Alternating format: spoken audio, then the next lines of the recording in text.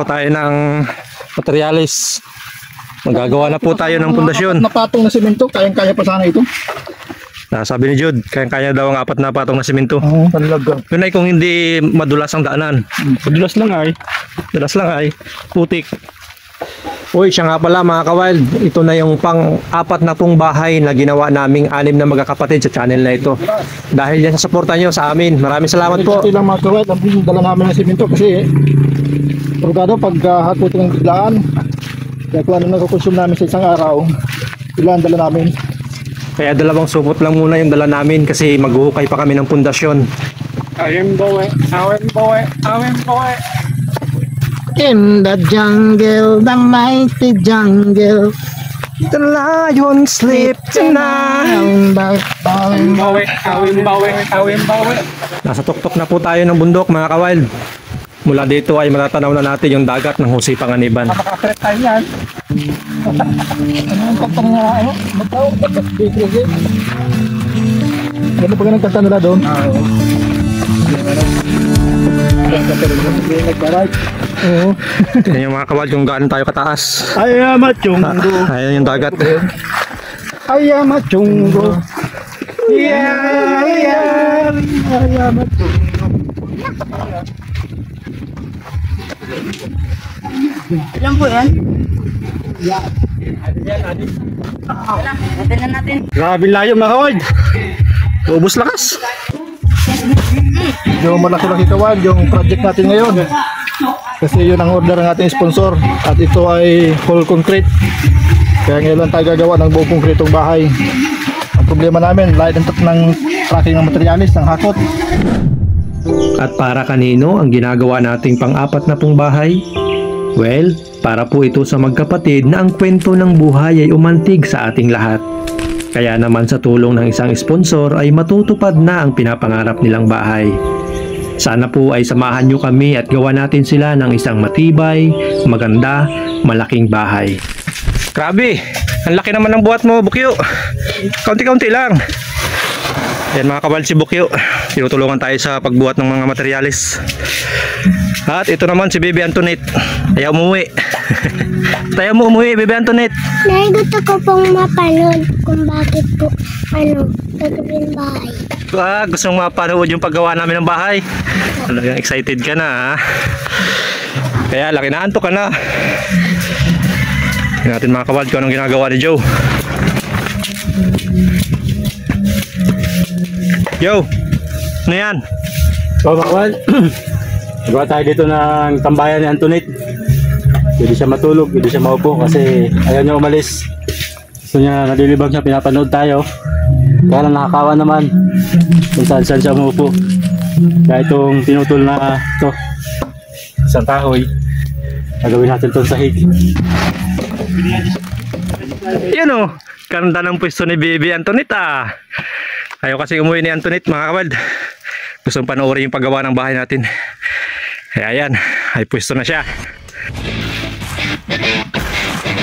Ipinakikita ni Bukyo at Antoinette ang kanilang lubosang pasasalamat sa sakripisyo natin sa paggagawa ng bahay nila. Kaya nga tumutulong din po sila sa abot ng kanilang makakaya. Dito nga at kahit malayo at maputik ang daanan ay naghahakot pa rin si Bukyo ng buhangin.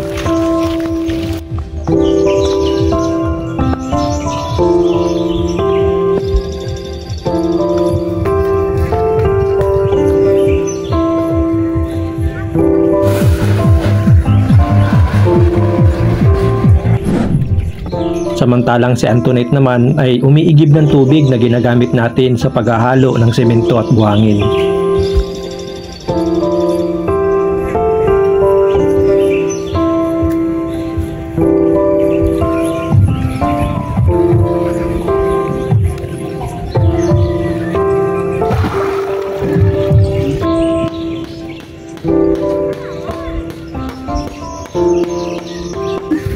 At ito naman si Ate Josephine, kabalang-abala sa pag-iinit ng tubig pang kape natin mga ka-wild.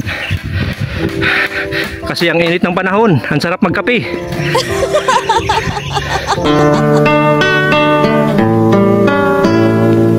Nagbabagang bakal na darang sa apoy, sa bisig at kamay ng binatang panday. Siya'y handang tumulong, ibuwis ang buhay. Ito ay si Bandoy, lalaking alalay ng panday.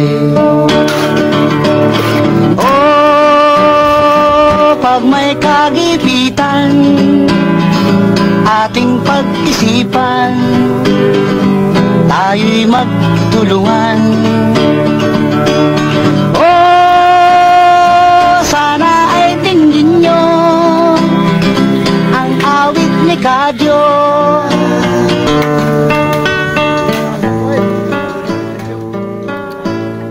Nagbabagang bakal na darang sa apoy, sa bisig at kamay ng binatang panday. Siya'y handang tumulong, ibuwis ang buhay. Ito ay si Bandoy, lalaking alalay ng panday.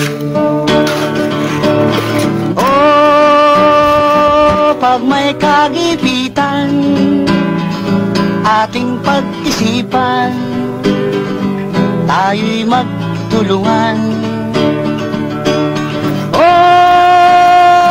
Sana ay tingin nyo ang awit ni Kadyo.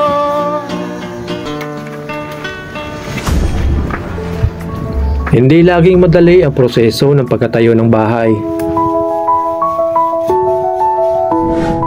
Mula sa paghahakot sa unang araw ng aming proyekto hanggang sa tumaas ang bawat patong ng hollow blocks at magkaroon ito ng hitsura.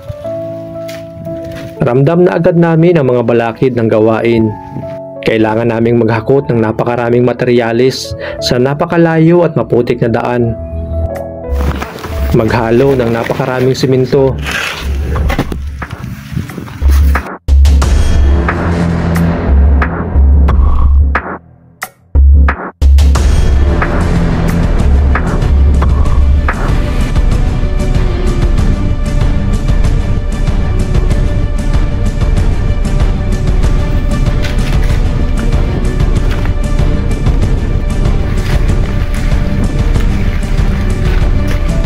Pumutol ang napakaraming bakal at tiyaking matibay ang bawat bahagi ng bahay upang ito ay tumagal sa anumang unos na maaaring dumaan. Ngunit higit sa pisikal na hirap, ang tunay na pagsubok ay ang pananatili ng aming sigasig sa kabila ng init, pagod at pabago-bagong panahon. May mga sandali na parang gusto na naming huminto. Ang bigat ng trabaho ay hindi biro. Ang ilan sa amin ay nananakit na ang mga kamay sa kakamartilyo. Lapakan tayo guys. Habang ang iba naman ay tila nawawala na ng lakas sa patuloy na pagbuhat ng mga materyales.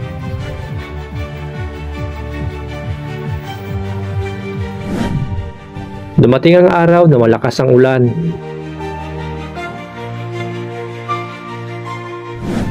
At napipilitan kaming huminto pansamantala. Ngunit kahit nasa ilalim kami ng isang pansamantalang silungan, hindi namin naramdaman ang paghihina ng loob namin. Sa halip, napuno ng saya ang paligid namin dahil sa pagbibiro at kwentuhan. Alam naming ang hirap na ito ay may kapalit na hindi matutumbasan ng kahit anong pagod.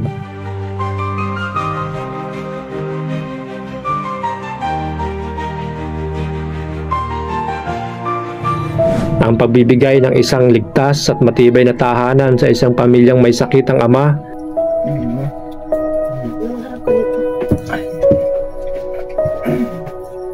Tigutom ka na?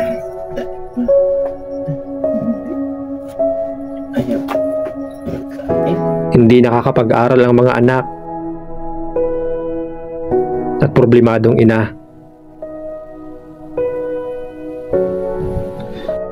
Sa gitna ng aming pagsisikap, isang bagay ang nagbibigay sa amin ng inspirasyon. Ang determinasyon nilang lahat na tumulong sa abot ng kanilang makakaya. Hindi sila basta umasa lang sa amin. Sa halip, naging bahagi sila ng mismong pagkatayo ng kanilang mismong bahay. Ang nakatatandang kapatid na si Bukyo ay sumasama sa amin sa pagbubuhat ng materyales.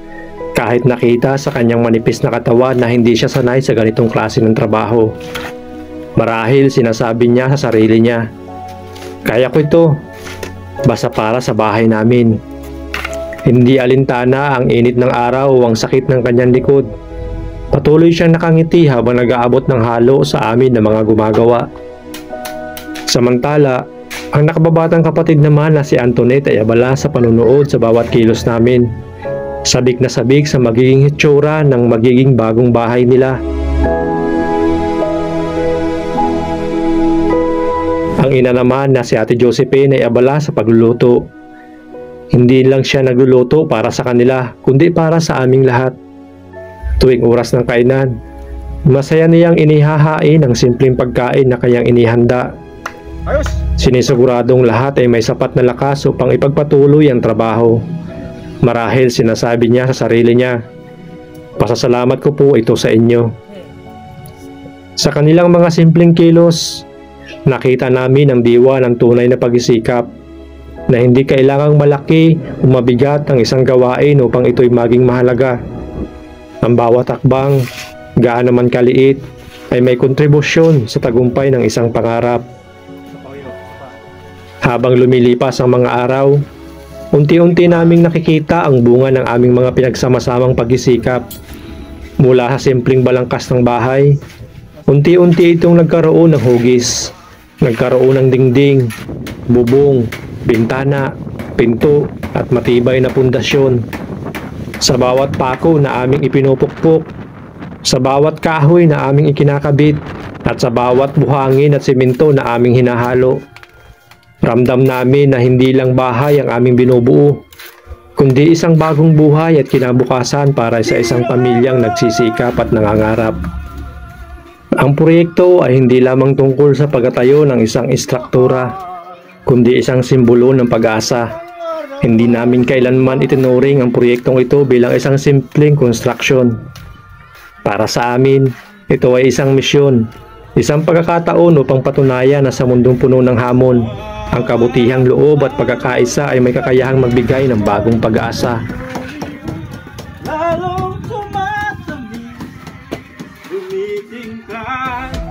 Ang pagsikat ng araw sa umaga ay nagpapaalala sa amin ng pag-asang isinilang sa proyektong ito. Sa bawat detalye ng instruktura, makikita ang refleksyon ng aming mga puso, ang aming pagsisikap, ang aming pagtitiis, ang aming pananampalataya sa isang mas magandang kinabukasan. Hindi ito basta isang gusali. Ito ay kwento ng pag-asa, ng pagkakaibigan, at ng tunay na tagumpay sa pagsubok. Ang mga taong nagtrabaho sa proyektong ito ay hindi lamang mga manggagawa. Kami ay mga artist na nagpinta ng isang obra maestra gamit ang semento, bakal, at ng aming mga pawis. Ang bawat isa sa kanila ay nag-ambag ng isang mahalagang bahagi, ng isang piraso ng kanilang puso. Ang kanilang pagkakaisa ay hindi lamang isang konsepto.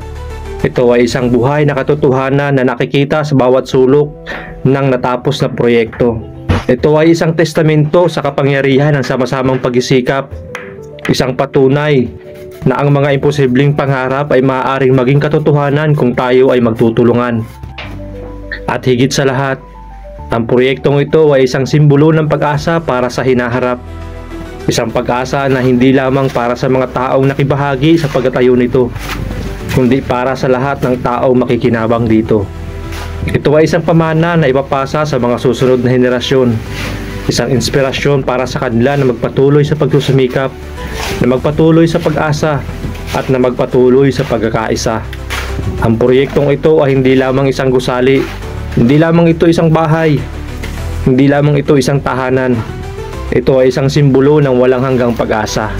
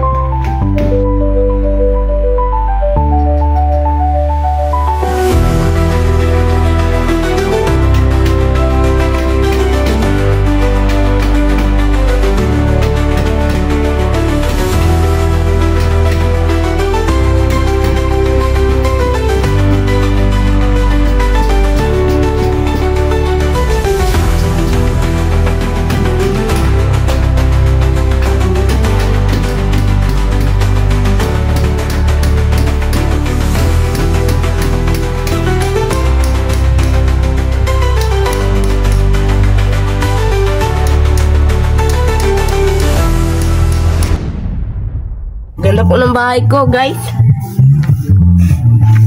Sayang masaya si Bukyo. May bahay siyang sementado at pinturado. Saan ka pa? Napakaganda.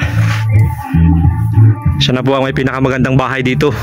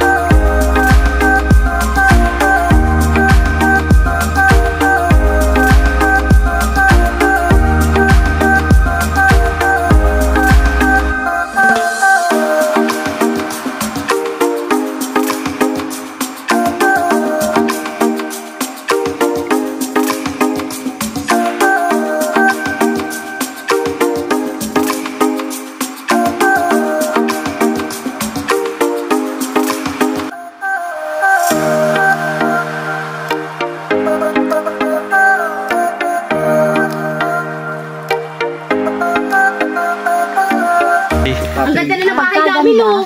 Oh my God. Sana all. Sana all talaga. Saan ang bahay nyo at ng... Diyan lang po. Diyan lang po, kuya. Gusto niyo sa baba? Dito lang po. Tara po, kuya. So yan mga kawal, may bago na tayong babahayan. Sana Sila ganyan po. yung bahay ko, no? Hoy, kuya, ilang kami ha? 3 kami ha? Kuya ha? Sabi nga niya, Mama, tingnan mo bahay ni Bibi Jean. Maganda na, tabihin mo mama, mapagawa din tayo. Ito pala si Tutoy, gusto rin magpagawa ng bahay, katulad ng bahay ni Baby Antoinette.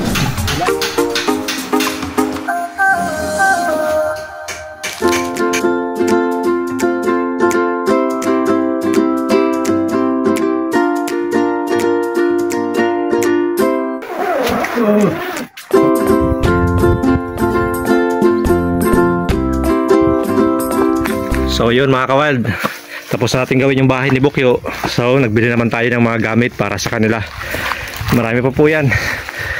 Ayun pa, sinamahan po tayo ng ating ama sa pagbubuhat ng mga pinamili natin. So yan yung request ni Baby Antoinette na po, mga groceries. Pagkatapos lang po nating ayusin yung loob ng bahay, lalagay lang natin yung mga gamit. Tapos tatawagin na natin sila Antoinette, si Bukyo, si Ate Josephine at si Kuya John. And ito na. Imagine, ito na po yung pang 40 bahay po na ginawa ng Wildlife PH. Ito po yung pinakamaganda, ito yung pinakamatibay kasi puro sementado po yan. 39 pala, 39. Pasensya na po, hindi isinama sa bilang yung ginawa naming bahay dun sa Manidi na 2 araw namin ginawa. So, here we go. Hola amigos, buenas tardes. Wah.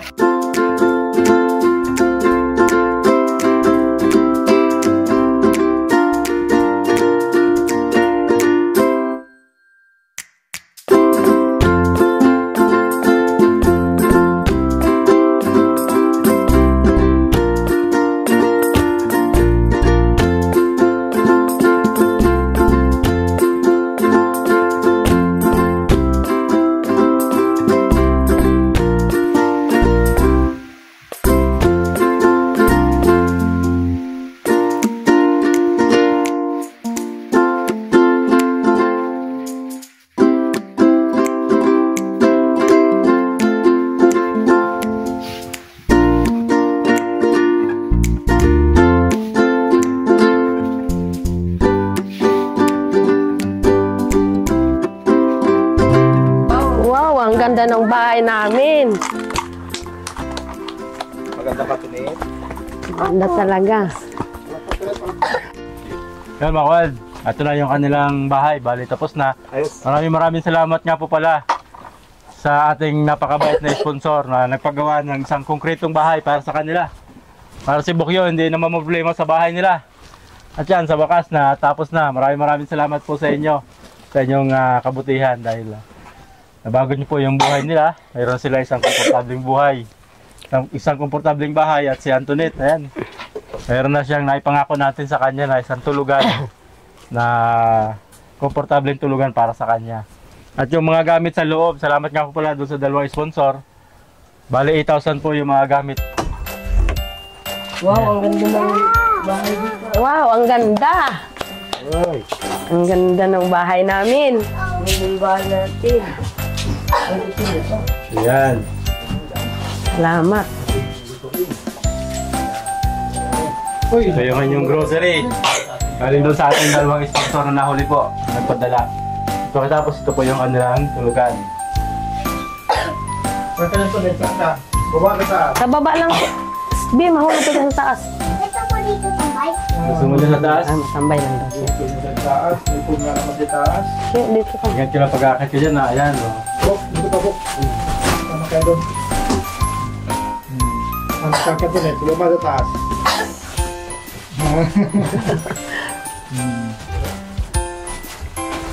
Wow! Wow!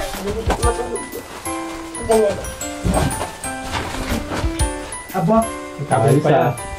sa taas para si Bukyo. Hindi po sa mama.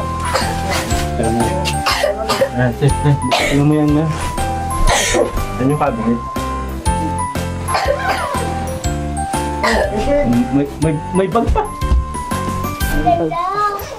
Ay, ang ganda. Ayan. Ano ba ito? May lagayan ng damit. Nilagay ng damit. Ito, napalagay lang ito dito. Ayan. May hangiran. Hindi mo ihangir natin yung mga damit. Ano po? Siya. Siya, Arbok. Lika. Lika. Lika po. Lika kayo. Nabok yung CR nyo. Kasi, sama po kayo natin. Sama ka doon. Dali.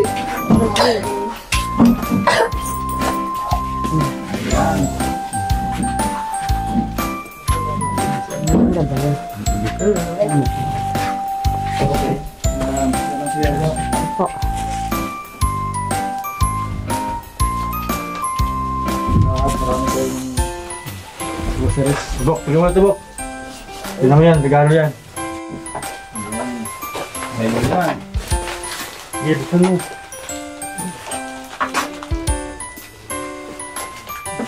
Bibigyan ko mabukas para. Ayun, ako marunong. Diba? Ito, sketch tape ito. Para yan. Solar. Ilaw. Ayan. Ito ang magiging ilaw nyo rito, ano? Akin nagkukutsirilyo ko. Yo, Lim, kutsilyo. Ayan, mga kawal, bumili na rin tayo. Pagmalitan natin yung sponsor na solar light. Tatlo po itong ano. Okay, ah.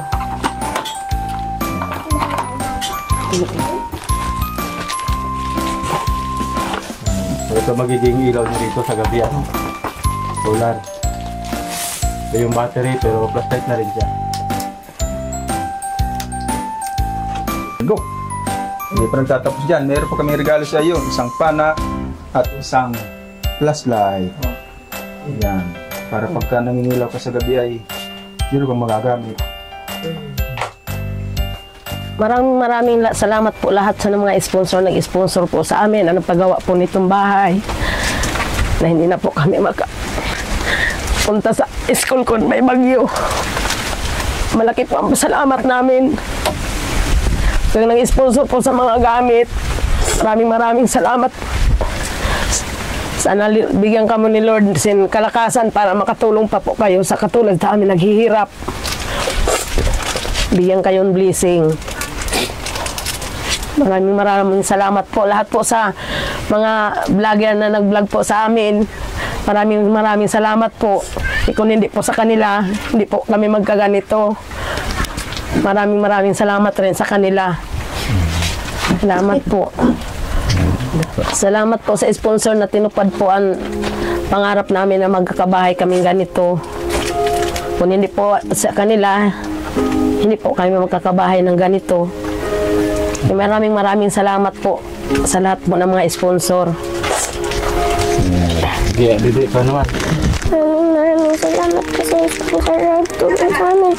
Para lang po kami magkabahay. Maraming salamat po sa vlogger na nagtulong sa amin para kami magkabahay. Maraming salamat po.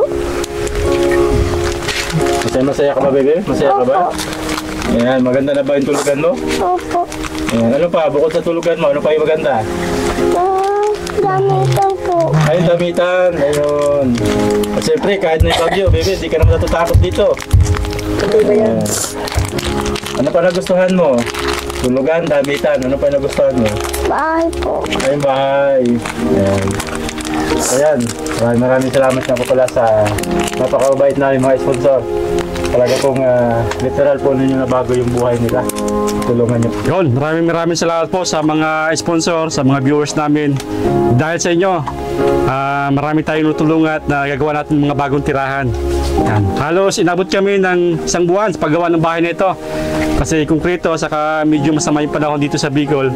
Kaya medyo natagalan po kayo mga Howard. Kaya maraming salamat po sa inyo. Sa wakas ay pauwi na kami. Pero hindi lang pisikal na pagod ang aming nadama kundi isang matinding kagalakan sa puso. Natutunan namin na ang tunay na halaga ng isang proyekto ay hindi nasusukat sa materyal na bagay, kundi sa epekto nito sa buhay ng iba. Ang pagsisikap ay hindi lamang tungkol sa pagtatrabaho ng mabigat, kundi sa pagbibigay ng sarili ng walang hinihintay na kapalit. Sa bawat araw na ginugol namin sa paggagawa ng bahay na ito, natutunan namin ang isang bagay na mahalaga, na ang pagtutulungan at pagsisikap kapag pinagsama-sama ay may kapangyarihang baguhin ang buhay ng isang tao. At sa simpleng gawain naming ito, hindi lang bahay ang aming naitayo, kundi isang pundasyon ng pagmamahal, pag-asa at walang hanggang inspirasyon.